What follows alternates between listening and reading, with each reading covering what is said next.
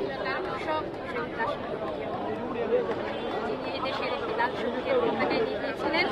আজকে এই বীর সন্তান দেওয়া আরেকটি লাল সবুজের পতাকা 1952 সাল দেখিনি, 1971 সাল দেখিনি, 2024 সালে 5ই অক্টোবর দেখেছি, এই আগস্ট দেখেছি, যেখানে আমরা জানি যে আপনারা জানেন যে আগস্ট মাস রাষ্ট্রীয়ভাবে ঘোষণা করা হয়েছিল শোকের মাস। এখন থেকে হবে এটা বিজয়ের মাস। ইনশাল্লাহ তারেক রহমান বাংলাদেশে ফিরে আসবে। আপনারা তো জানেন যে দেশনেত্রী বেগম খালেদা জিয়া এখন ইনশাল্লাহ তিনি এই সুস্থ হয়ে আবার আমাদের যে কোনো সময় আমাদের মধ্যে আসবে। খালেদা জিয়া এবং তারেক রহমানের নেতৃত্বে ইনশাল্লাহ এই বাংলাদেশ আবার স্বাধীন দেশের পতাকা উড়াবে। দেশের সম্পদ রক্ষায় কিভাবে আসলে কাজ করে যাবে? দেশের সম্পদ রক্ষা করার জন্য মহিলা দলের ভূমিকা কি থাকবে? ইনশাল্লাহ আপনারা জানেন যে মহিলা দল সবসময়